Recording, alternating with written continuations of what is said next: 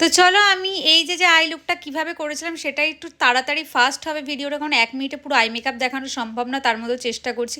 আমি দুটো কালার, একটু ব্রাউন আর একটু রেডিশ কালার মিক্স করে নিয়ে আমার চোখের দুটো কর্নারে আমি ভালো করে লাগিয়ে নিয়েছি, এবং নিচের চোখের নিচের দিকেও আমি যেখানে কাজলের লাইনটা তার নিচের দিকেও লাগিয়েছি, এবং কর্নারগুলোতে একটু ব্ল্যাক কালারও মিক্স করে লাগিয়ে দিয়েছি সুন্দর করে। এবার যে মিডিল পোর্শনটা সেখানে আমি একটা পিগমেন্টেড ব্লু কালার দিয়ে ভালো করে আমি ব্লেন্ড করে দিয়েছি যাতে কোনো রকম হার্শ লাইন না থাকে। এবার একটু কালার নিয়েছি শ্যাডো, মানে ব্ল্যাক কালারের শ্যাডো আর ব্লু কালারের শ্যাডো মিক্স করে আমি চোখের নিচের দিকে যেখানে কাজলের এরিয়া সেখানটা লাগিয়ে দিয়েছি যাতে কাজলটা স্মাচ না করে যায়। আর আইব্রোজের নিচটাতে আমি একটা শিমারি কালার লাগিয়েছি, আর মালিশ মালত্রার একটা মাস্কারা লাগিয়েছিলাম। আর এইভাবেই আমি কমপ্লিট করলাম। লাইনারটা ছিল ফরএভার 52 এর। তো তোমরা জানিও আমার আই মেকআপ লুকসটা তোমাদের কেমন লেগেছে। এটাই ছিল আমার ফাইনাল লুক। টাটা, জানিও অবশ্যই কেমন।